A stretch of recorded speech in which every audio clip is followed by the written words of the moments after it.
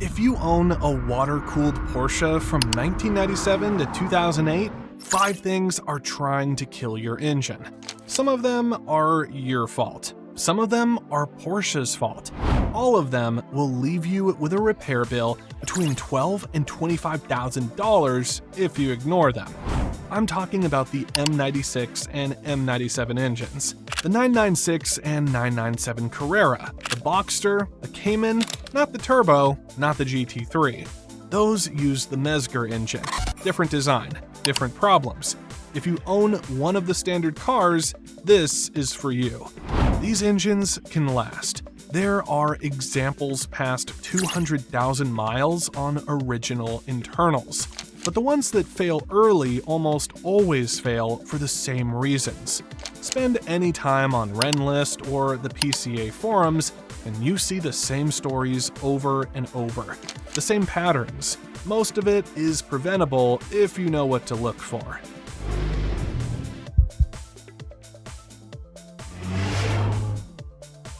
Number 5 is not your fault. Porsche will never admit it, but it is a design flaw baked into certain model years.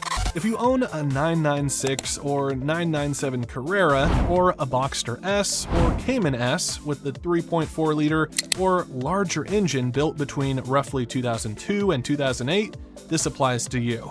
The base 2.5, 2.7, and 3.2-liter cars are far less affected, but not completely immune. Bore scoring. If you've been shopping for these cars, you have seen this term in every listing. Bores scoped, no scoring. There is a reason sellers advertise that. Here is what Porsche did. These engines use Locasil cylinder technology, high silicon aluminum alloy with no traditional steel liner.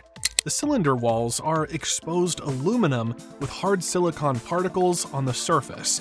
This only works if the pistons have a protective coating on the skirts to prevent aluminum on aluminum contact.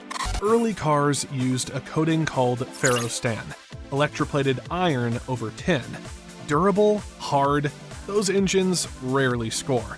Around 2002, Porsche switched to ferroprint. This is a resin-based polymer with stainless steel particles, essentially a screen-printed plastic coating over the aluminum piston skirt. No chemical bond to the metal underneath. It sits on top like paint. That coating fails, not if, when. The resin degrades over time. Heat cycles stress it. 15 years, 20 years, the coating bubbles. It delaminates. It flakes off in strips. Underneath is bare aluminum. Now you have aluminum piston skirts against aluminum cylinder walls. The oil film is not enough. Metal contacts metal. Scoring begins. Cylinders 4, 5, and 6 on bank 2 fail first, almost always. The forums have debated why for years. Uneven cooling, oil drainback patterns. The point is that if you're going to score, it starts there. You will not feel it at first. No warning lights, no performance loss. A faint ticking sound appears one day. Then oil consumption climbs. By the time symptoms are obvious, the cylinder walls are grooved beyond saving. Engine replacement or a $20,000 rebuild with new cylinders and pistons. Jake Raby at Flat 6 Innovations and Charles Navarro at Ellen Engineering have torn down hundreds of these engines. Raby has shown pistons where the ferroprint coating was bubbling and peeling off, even though scoring had not started yet. The failure was already in progress, just a matter of time. This is not about how you drive. You cannot baby your way out of it. Gentle warm-ups will not save you. The problem is the materials Porsche chose for years. What you can do is monitor, bore scope your cylinders, not through the spark plug holes. You need to go through the sump and look at the bottom of the bore where scoring starts. Do this before buying any car in this range. Do it every major service if you already own one. Oil analysis catches it too. Blackstone Labs, speed diagnostics, $50 a sample. Elevated aluminum and silicon means your cylinder walls are wearing. You will see it in the numbers before you hear it in the engine. If you catch it early, LN Engineering makes Nicky's cylinder sleeves that replace the Locasil bores entirely. $15,000 to $20,000 installed. Expensive, but you control the timeline instead of getting stranded. Number 4 also involves Porsche engineering decisions. The IMS bearing, intermediate shaft bearing. If you have researched these cars at all, you've heard about this. Porsche never issued a recall, never sent a letter, never acknowledged the problem publicly. The intermediate shaft drives your camshafts. In 1997 through 2008 models, Porsche used a sealed ball bearing to support this shaft. Sealed, as in the grease packed in at the factory is all it ever gets. No oil feed, no lubrication from the engine oil system, just that original grease for the life of the bearing. The single row bearing used from 2000 to 2005 is the worst. Failure rates estimated between 5 and 10%. The dual row bearing in earlier and later cars is more robust, but still fails, maybe 1 to 2%. There is no warning. The car feels completely normal, then the bearing lets go. The intermediate shaft loses support. Cam timing jumps. Valves meet pistons at 7,000 RPM. The inside of your crankcase looks like a grenade went off. A guy on Renless documented this happening to his 2002 Carrera at 90,000 miles. Perfect maintenance history. All records, one $30 bearing destroyed the engine. The car went from $40,000 driver to parts car in an afternoon. The fix exists. LN Engineering and others make retrofit kits that replace the sealed bearing with a properly lubricated unit. $2,000 to $2,500 during a clutch job when the transmission is already out. Oil analysis can detect bearing wear early. If you see metal consistent with ball bearing material in your sample, act immediately. This is non-negotiable on these cars.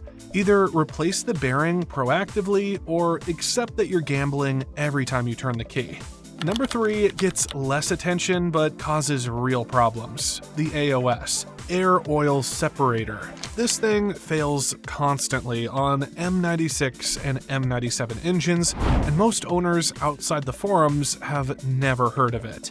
The AOS separates oil vapor from crankcase gases before they enter the intake. When it fails, and it will fail, oil gets pulled into the intake manifold. You see smoke on startup. Oil consumption increases. The engine runs rough. Replacement diaphragms are available, or you replace the whole unit. Here is why it matters beyond the obvious. A failed AOS causes vacuum leaks that create a lean condition. It contributes to oil consumption that owners blame on other things. It masks the early symptoms of bore scoring because you assume the oil loss is just the AOS. Meanwhile, actual cylinder damage is progressing. The forums are full of people who replaced their AOS, thought they solved their oil consumption problem, and then 6 months later discovered they had scoring all along. The AOS failure was hiding it. Check your AOS. Replace it preventatively around 60,000 miles, or if you see any symptoms. Do not assume oil consumption is just how these engines are until you've ruled out AOS failure first. Number 2 involves the cooling system. Phoenix, Las Vegas, Dallas, Houston, any climate where summer temperatures exceed 100 degrees regularly. But also anywhere if you defer maintenance long enough. These cooling systems are designed for extreme conditions. Track use, desert highways, high-speed runs. They work perfectly when every component is healthy. One weak link changes everything. Rubber hoses degrade. Water pump seals weep. Radiators clog. Thermostats stick. Coolant degrades chemically even if the level looks fine. The anti-corrosion additives that protect aluminum components deplete after 3 or 4 years. What looks like good coolant is slowly eating your system from inside. A small coolant leak seems like a minor problem. Schedule the repair for next month. Next month becomes next summer. Then you're on the freeway and the temperature gauge spikes. By that point, the heads have warped. The gaskets have blown, maybe the block cracked. $12,000 minimum. Possibly engine replacement. I watched this happen to a guy in our local PCA chapter. Panamera owner. Small seep from a hose connection. Kept saying he would get to it. Arizona summer hit. Engine overheated on a routine drive.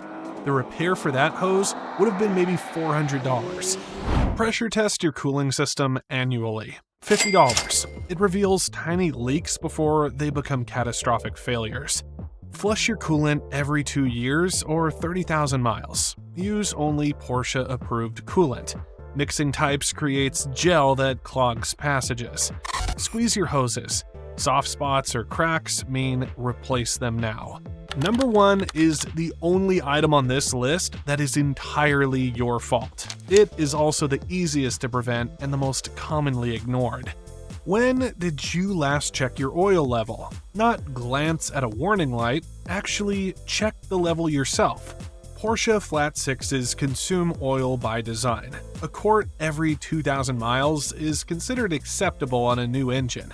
Higher mileage cars burn more. A quart every 1,500 miles. A quart every 1,000 miles. Some burn more than that. Now do the math. Dealer service intervals are at 10,000 miles. If your engine burns a quart every 1,500 miles, you're down 6 or 7 quarts by your next service. Total oil capacity is around 9 quarts. You're running on 2 quarts of oil. Your engine is starving and you have no idea because no warning light has come on. The oil warning light means damage is already happening. That light activates when oil pressure has collapsed to dangerous levels. Bearings are already hurt. Turbos, if equipped, are already damaged. By the time you see the light, it's too late. Owners have posted their stories on the forums. Trusted the dealer interval completely, never checked, 15,000 miles between services, then a grinding noise one morning and the engine stopped. The mechanics called it a fused engine. Pistons welded to cylinder walls from heat and friction. Total loss. Build the habit. Every 2 weeks. Every fill-up, check your oil. How you do this depends on your car. 996 and 997 through 2008 have a dipstick. Park on level ground. Let the engine sit a few minutes after shutdown. Pull the dipstick, wipe it clean, reinsert fully. Pull again and read. Add oil before you hit the minimum mark. Newer Porsches eliminated the dipstick. The oil level is in your gauge cluster. You need the engine at operating temperature and the car on level ground. Navigate to the oil level display and let it take a reading. Do not rely on the car to warn you automatically. The warning comes too late. Keep a quart of the correct spec oil in your trunk at all times. Know your specification. Porsche A40 for older cars. Porsche C30 or C40 for newer ones. Top off before you hit the minimum. Do not wait for a light, that means your engine is already damaged. $15 for a quart of oil. 2 minutes of your time versus $23,000 for a new engine because you trusted a service interval designed to make ownerships look good on a brochure. One more thing, none of this is meant to scare you away from these cars. The M96 and M97 have problems, real problems, but they also offer an experience that is hard to find anywhere else at these prices. The mid-engine balance of a Cayman, the lineage of a 911, an engine that sounds like nothing else when it's healthy and revving. Know what you're buying. Budget for the IMS retrofit. Get a pre-purchase inspection that includes bore scoping the cylinders. Check your oil religiously. Stay on top of the oil system. Deal with the AOS before it masks other problems.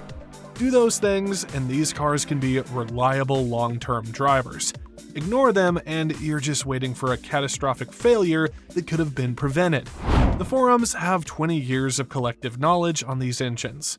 Use it.